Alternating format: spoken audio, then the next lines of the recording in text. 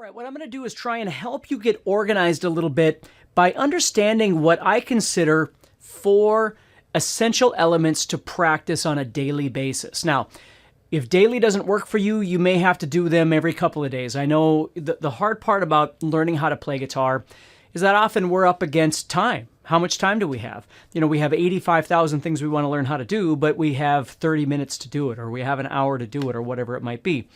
So the trick here is trying to figure out what do you need most out of these various 4 categories. And they often will work together, okay? So what you do in one category actually benefits another category anyway, and that sort of thing. But just something to think about a little bit to try and better organize the way you think about grabbing the guitar each day and playing.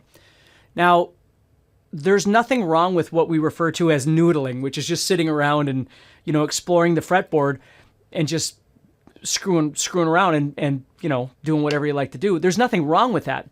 It just doesn't necessarily add up to large productivity in the bigger picture. I'm not saying that it can't help. Of course it can. And we should spend time just exploring the fretboard and exploring the instrument. There's no doubt about it. But if that's all we're doing, then we're not really setting our sights on anything in particular that we're trying to get better at. You know, one of the most important things you can do is try and figure out where your faults are and then how to remedy those faults as best you can, right? So let's look at the first category here is going to be content. Content.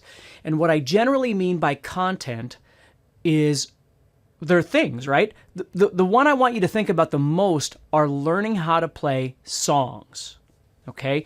For some reason, there's a bit of a disconnect here. When I was a kid, you know, I'm almost 50 years old. When I was a kid, everybody learned songs. That's how you learned how to play. Like your buddy down the street learned how to play Motley Crue tunes or Led Zeppelin songs or whatever, and you'd go watch them play, and then you'd learn how to play them. You know, when I was a kid, I didn't go, boy, I can't wait to play scales and learn theory. I wanted to play Van Halen. You know, I wanted to play Yngwie Malmsteen, and I wanted to play Iron Maiden and Judas Priest. Those were the things that I got excited about that made me want to pick up the guitar in the first place. And it seems like the older I get, the more I find people are forgetting that that's a really essential element of your journey on guitar is learning songs. At the very least, it feels good. There's a connection there that just feels good when you play music that you love, okay? But the next level up is that those songs are providing you with visual skills, connectivity skills on your fretboard, you know, rhythm, various techniques. There's all kinds of techniques involved in these sorts of things.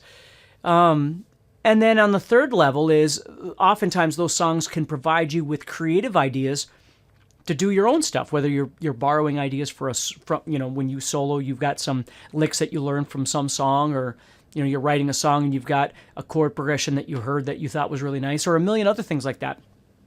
But the way I think is that every day you should be working on some sort of song element.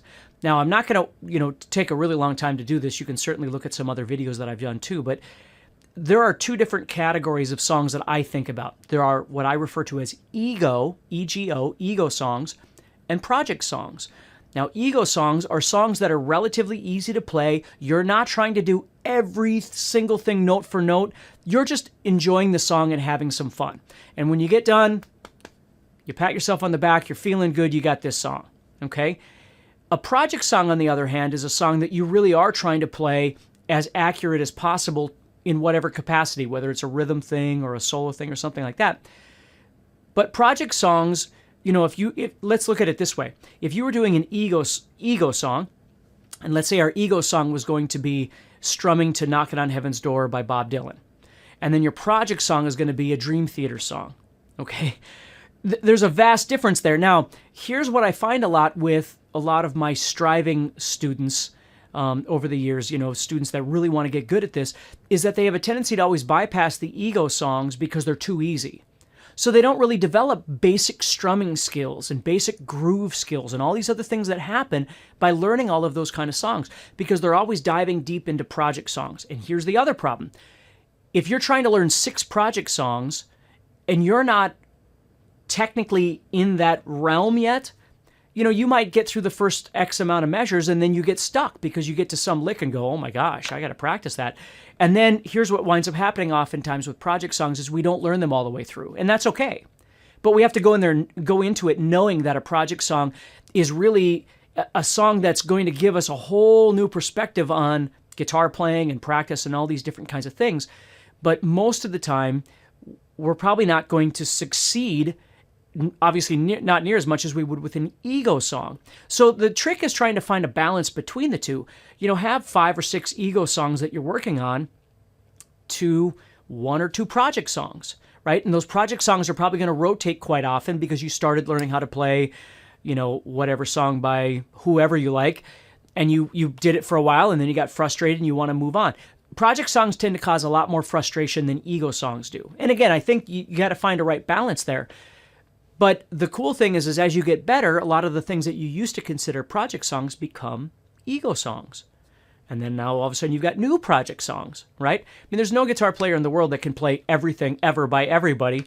On one side you've got, X shredder, and then you've got this blues guy, and then you've got someone like Tommy Emmanuel who's just amazing on an acoustic guitar, and they're all vastly different from each other. And so our job is to figure out, well, where do we want to be in all of this stuff? And those songs can provide us with feeling good, having material that we can play with other musicians when we get together with other people, things like that. And then we've got these project songs that are providing us with new experiences and different things to really think about that get to the next category. I got to turn my notes back on here. So content. Content is definitely songs, but content can be all kinds of things. Content is just anything new that you can experience, new licks, new riffs, new songwriting ideas, new whatever tools that we can utilize on the fretboard. But let's start by thinking about it in terms of songs and then go from there, because all of this stuff feeds into the second category, which is technique. Now, as we're experiencing this content as it's coming in, we're now realizing that we need more work with strengthening our left hand, our digits on our left hand, or our fretting hand if you play backwards. I shouldn't say backwards, that sounds awful. But if you play opposite, I do, right? So your fretting hand, you got to build strength in your fingers. Or you're picking, you're trying to learn how to alternate pick faster, or you're, learning how to sweep or whatever it might be. All of these various things are techniques that require us to slow down and just try and develop, right? And there's a million different things that we could do. I usually try and tell people, start with the most important ones first and then move into everything else, right? If you're working on sweeping, which is a great technique to learn how to play, but if you're learning how to do that and you don't know how to play your open chords yet, it might not be the best time in the bigger scheme of your life to be doing that, because the most important thing here is for you to start learning how to organize your time to optimize your journey. Wherever you are right now in your journey, and you're the only one that really knows, what are the things that you feel confident with? What are the things that you don't feel confident in?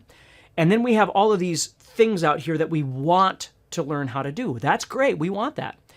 But let's start rearranging all these things that we want into steps, right? If we're here and we're learning how to play whatever, chords or strumming or scales or speed picking or whatever it might be, well, how do we get to the next level? What is the next level, right? And by next level, I don't just mean you're getting faster or something. I just mean you're getting better as a musician, right? As a guitar player, you're getting better. So you have more opportunity to sound good when you play with other musicians, or feel better when you play in front of an audience, or have better ideas musically when you record with, you get hired to do recording with other bands or musicians or whatever it might be. There's a million things that you can do. So we can't just get this one dimension focus that the only thing you should be doing every day is speed picking. And I'm not saying you are, I'm just saying, just think about it a little bit. Technique can be your execution of your bends, or your vibrato, or your slides, right? Or your hammer-ons and pull-offs. There's all kinds of different things that go into technique. Technique certainly is the strength of your fretting hand and the speed of your picking hand. Because playing slow is relatively easy. Playing fast is hard. Doesn't mean we all want to play fast, but we're all against a clock. Every song we play has a tempo. Every song that we play has a subdivision of beat, right? So if you're playing at 120 beats a minute, you might still have a lick in there that's 8th notes or 16th notes or something that requires you to be able to play faster for that particular amount of time. It's not just playing fast all the time. It's having the ability to do it when you need it, and then do whatever else you want from there. Okay, so that's the technique category. You have content, which is songs and new experiences that are coming into you, and that tends to funnel into the technique. I am going to go back to content just for a second here. The other thing that's really great about songs is you can use them categorically as well. You can learn songs because you loved it ever since you were in 7th grade, and that's a great reason because it inspires you. But you can also learn songs because this song has power chords, or this song has open chords, or this song has a lot of strumming, or this song has speed picking, or this song does whatever. And now all of a sudden you're using these songs, whether they're ego or project, you're using them for a purpose that serves a bigger kind of a bigger servant to what you're trying to do with your guitar. And of course that oftentimes will move into technique and things like that. But that's a great way of looking at your songs. Your songs are serving you by offering you something that you need in your playing. You know, you're having a hard time picking, so you find a song that isn't ridiculous. Again, it's not a Dream Theater song necessarily that has 78 parts. Maybe it's an Iron Maiden tune that has 4 parts, right? Or whatever it might be. Again, these are choices that you need to make. All right, the next thing is a fretboard visualization in what music theory or guitar theory we can call it. This is a broad range of things, but fretboard visualization is what can you see on your fretboard? And theory, whether it's music theory or guitar theory, or what I often refer to as real world theory, is what do we know about what we see? Can we use the information that we see in a musical context, right? So you're learning how to play the A minor pentatonic in one position. Well, now all of a sudden you're learning it across the entire fretboard. Or you're learning how to play an A major scale on your guitar, and now all of a sudden you're learning it across your entire fretboard. Or you're learning to play a C chord across your entire fretboard using the cage chording system, or whatever it might be. Okay, these are the bigger pictures that allow you more confidence when you look down at your fretboard for, which feeds into the next category, for more exploration on your fretboard. Because you feel better, you can see more things, you have more options of stuff that you can do.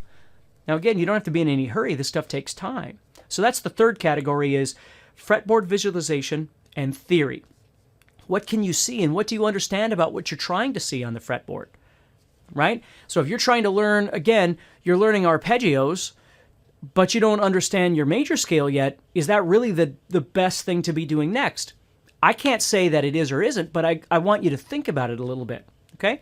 And then the last category is creativity. You're taking all of these things that you're learning from all of these other categories, and you're culminating them together to become this player. The way you approach the fretboard when you strum or play chords, the way you approach the fretboard when you solo, the way you approach the fretboard when you write songs, what you understand about the songs that you're trying to write, right, in the genre or style that you're trying to write in. Exploring your fretboard, which is what we first started with, that kind of comes into this creative space, which is the fourth category that I'm telling you about, where you're just trying to take all of this information that you're feeding yourself and you're trying to make it something that becomes part of you that you can use, again, on a musical level. Okay? A lot of times what happens is players just get stuck in one of these 4 categories. So they're always just practicing songs, or they're always just practicing scales, or they're always just practicing speed picking, or whatever it might be, or they're always noodling, right? The goal here is to be able to use these 4 different categories to start developing something that works for you on a daily basis. Now, you might not have time to get to all 4 of these categories every day. So then you start thinking, okay, well, do I do some one day and some the next day, or how do I do this? I can't answer that for you. I don't know you well enough to be able to define that for you. I don't spend all my time with you. But I want you to be aware that if you don't spend time in one of these categories, you're not feeding yourself that information, okay? You want that content coming in. You want new ideas coming in. You want your confidence level to rise, right? You want to have all these experiences. You want to be ready to be able to play music when you get together with other human beings out there, right? Whatever that music is. You want to develop all of those things on a technical level so when you play, people go, wow, that's really good. You did great. It sounds awesome. Okay? And then as we move to the last 2, the theory, visualization, and creativity, theory and visualization are one thing. And then the creativity, that's now, it's all coming into you, right? You're starting to utilize this knowledge and what you understand and all these things you've been practicing, it's starting to come together. So again, I don't want to waste your time. I just want you to think about that a little bit, and maybe that will help you better understand how you should be going about organizing your daily practice. Hey, this is Steve Stine from Guitar Zoom. Thank you so much for watching this video. If you enjoyed it, please do me a favor, like it and share it, and also make sure that you subscribe to this channel so you're always notified when I release new videos.